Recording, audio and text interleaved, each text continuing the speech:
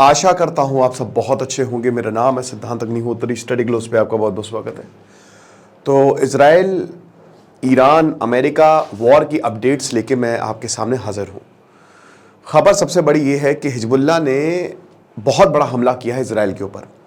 7 अक्टूबर के बाद इजराइल पर यह सबसे बड़ा हमला है, क्योंकि यहाँ पे 4 इजरायली सोल्जर्स, अभी तो रिपोर्ट यही आ रही है कि 4 इजरायली सोल्जर्स मारे गए हैं, 60 से ज्यादा लोग घायल हैं। हो सकता है ये आंकड़ा और भी बढ़े, लेकिन the biggest and the deadliest attack Binyamina, Tel Aviv का नॉर्दर्न टाउन, आपको पता है इजराइल की capital is not Jerusalem, it is Tel Aviv, right?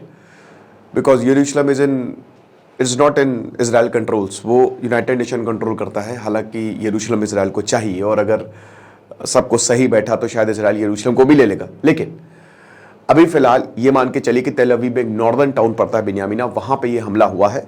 लगभग 120 किलोमीटर है, 40 मील दूर है जो लेबनीज बॉर्डर है, वहां पे हिजबुल्लाह ने ड्रोन से हमला किया है। ठीक है, ड्रोन दनादन मारे हैं, और अनफॉर्चुनेटली यहाँ पे इजरायली सोल्जर्स की मौत हुई है, और साथ ही साथ काफ़ी लोग घायल भी हैं। अब ये आदान प्रदान चलेगा ही चलेगा। मैं कई बार बोल रहा हूँ, बड़े लोग गुस्सा गए थे, भाई यार मुझे समझ में नहीं आता कि थोड़ा सा अकल लगाओ मेरे दोस्त, ये वॉर रुकनी चाहिए, तुरंत रुकनी चाहिए। और इजराइल का एग्रेसिव स्टैंड है, ये आप मानिए। साथ ही साथ हिजबुल्लाह तो जो है वो तो है ही बदतमीज, लेकिन दोनों को टेबल पे अब आना चाहिए, बैठना चाहिए, और दोनों को, क्योंकि इससे भारत को बहुत बड़ा नुकसान होगा। और क्या अपडेट से बात करेंगे, लेकिन उससे पहले बता दूं दोस्तों कि हमारा जो पहला skill development course study glows ने लॉन्च किया। अगर आप कमाना चाहते हैं, अगर आप अनएम्प्लॉयड हैं, आप साइड बाय साइड अर्निंग चाहते हैं, यूट्यूब का एज अ करियर देख रहे हैं, आपका चैनल नहीं बढ़ रहा है, सोशल मीडिया नहीं बढ़ रहा है, तो हमारे साथ ये शानदार यूट्यूब एसईओ कोर्स में जुड़िए, जिसमें हम बताएंगे कि आखिरकार आप यूट्यूब चैनल कैसे ग्रो कर सकते हैं। ये सिर्फ और सिर्फ 400 रुपए का कोर्स है, राइट? तो स्किल कूपन कोड आप यूज करेंगे, अर्न नहीं है, यहाँ पे स्किल कूपन कोड है। इस कूपन कोड आप जैसे ही यूज करेंगे हमारी ऐप या वेबसाइट पे, तो आपको तुरंत जो है वो 50% ऑफ मिलेगा। और परसों तक ये जो कोड है वो हमने एक्टिव किया है, लिमिटेड लोगों के लिए है, तो फटाक से कोर्स को अवेल करें। और काफ़ी अच्छी खासी क्लास होगी। 30 अक्टूबर को हम पहली क्लास होंगे, लाइव क्लासेस होंगे, हम आपको प्रैक्टिकल बताएंगे, थ्योरी कम प्रैक्टिकल ज़्यादा। तो अब हम अपने लेक्चर पे वापस आते हैं। तो बात इतनी सी है कि यहाँ पे इजराइल जो है, इजराइल तो दे दनादन मारेगा ही मारेगा, लेकिन एक चीज़ हमेशा याद रखिए कि ये जो कभी भी कोई, देखिए टेक्नोलॉजी एक हद तक काम देती है, ठीक है, नो डाउट इजराइल बहुत आगे है टेक्नोलॉजी में, बहुत ज़्यादा आगे, लेकिन उसके पास नंबर्स कम है सोल्जर्स के। हमेशा लड़ाई जो है ना वो ग्राउंड पे जीती जाती है। जैसे आपने क्या किया कि इंफ्रास्ट्रक्चर तबाह कर दिया, जो इजराइल की पहली स्ट्रैटेजी होती है। दूसरे में आप क्या करेंगे, आप फिर ग्राउंड ऑफेंसिव करेंगे। अब ग्राउंड ऑफेंसिव में आपके सोल्जर्स की तादाद ज़्यादा चाहिए। आपको बता दूं कि रशिया में सोल्जर्स कम पड़ रहे हैं। व्लादिमीर पुतिन ने कहा कि हम इजराइल की मदद करेंगे, लेकिन वो मदद कैसे करेंगे, सोल्जर्स तो अपने भेजेंगे नहीं। अब आपको बता दूं कि इजराइल, वैसे तो रशिया ने बोला, लेकिन इनडायरेक्टली चाइना कहलवा रहा है, ये हम सबको पता है। चाइना इस समय सबसे मस्त में है। कल मैंने आपको बताया था कि भारत की जो कंपनीज हैं वो क्रिटिकल टेक्नोलॉजी रशिया को दे रही हैं, और हम सबसे ज्यादा फायदा उठा रहे हैं रशिया का। साथ ही साथ चाइना भी सबसे ज्यादा फायदा उठा रहा है। चाइना बढ़िया है, चाइना सऊदी अरब, ईरान को एक प्लेटफॉर्म पे लेके आया। अब एक और खबर है कि इजराइल ने ईरान में भयानक साइबर अटैक किया है। होता क्या है कि ईरान, मुझे ऐसा लगता है कि ईरान ने न्यूक्लियर बॉम्ब बना लिया 110%, क्योंकि सेमनान में जो भूकंप आया था उस एरिया में भूकंप आता नहीं है, और मैंने वो लेक्चर भी कवर किया था।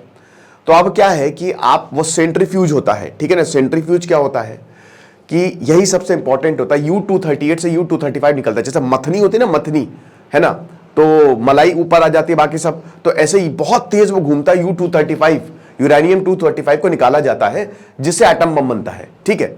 अब इसी सेंट्रीफ्यूज को करप्ट कर देता है, इसी सेंट्रीफ्यूज को बर्बाद कर देता है। सब कंप्यूटर से ऑपरेट होता है, तो अगर आप इनके कंप्यूटर में घुस गए तो बोला गया कि इजराइल फिर से इनके कंप्यूटर में घुस गया, तो ये बहुत बड़ी प्रॉब्लम है। तो भयानक साइबर अटैक जो है ईरान के ऊपर लॉन्च किया है। साथ ही साथ एक और अपडेट ये है कि जो गल्फ कंट्रीज है उन्होंने साफ साफ चेतावनी दी है अमेरिका को कि अगर देखिए आप इजराइल, मतलब मान लीजिए ईरान की साइट्स पे, न्यूक्लियर साइट्स पे हमला होता है, तो हम आपका साथ नहीं देने वाले।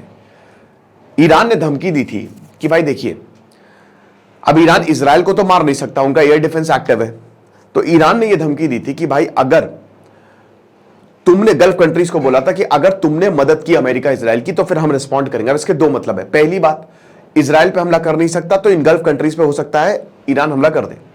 अगर ईरान पे हमला होता है तो अगर ईरान गल्फ कंट्रीज पे हमला करेगा तो आप समझ ही सकते हैं कि जो एनर्जी क्राइसिस है वो बहुत ज्यादा बढ़ जाएगी।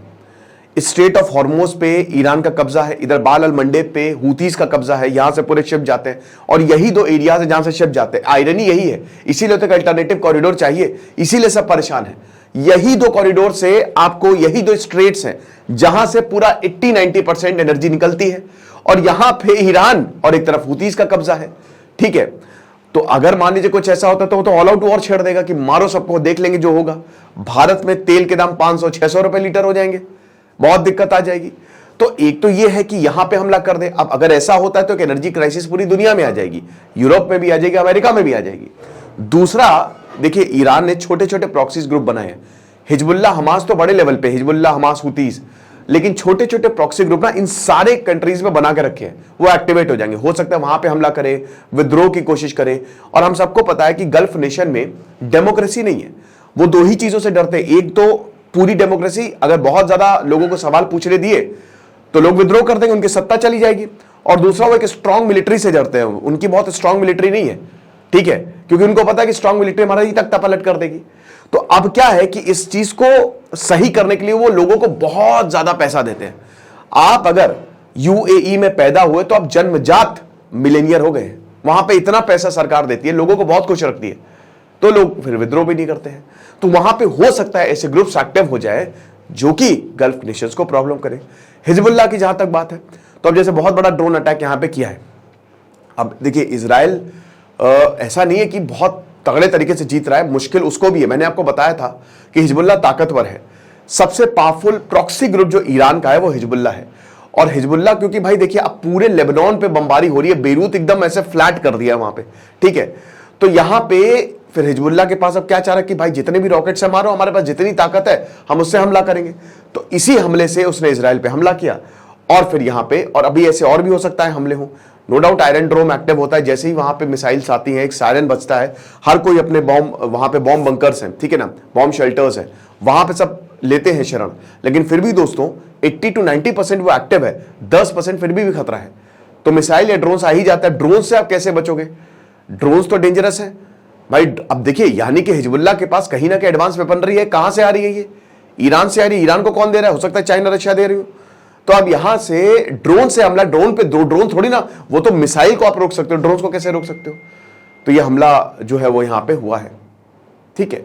अमेरिका की क्या बात है? अमेरिका, देखिए अमेरिका ने 3rd मिसाइल दे दी है इजराइल को, तो अमेरिका आयरन क्लैड सपोर्ट दे रहा है। अमेरिका ये कह रहा है कि हम तुमको सारी मदद करेंगे, तुम परेशान मत हो, हम तुमको मिसाइल भी देंगे, सब कुछ करेंगे, लेकिन बस न्यूक्लियर साइट पे हमला मत करना, ऑयल साइट्स पे हमला मत करना। अमेरिका अभी भी ये आग्रह कर रहा है कि इन सब पे हमला मत करना, बाकी तुम जो कहोगे वो करेंगे। अब इजराइल क्या हमला करेगा ईरान पे, वो तो आने वाला वक्त ही बताएगा।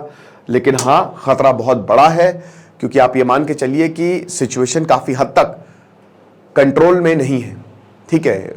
इजराइल ने ये ठाना है कि हम ईरान को मारेंगे, और अगर वो नहीं मारेगा तो उसकी किरकिरी है। अब हो सकता है छोटा मोटा हमला कर दे, लेकिन मुझे नहीं लगता कि ऐसा होगा। तो ये तो अगले 3-4 दिनों में साफ हो जाएगा कि इजराइल हमला करता है ईरान पे कि नहीं करता है, और उसी के बाद ही सब कुछ उसी पे ही डिपेंड करेगा। Thank you so much.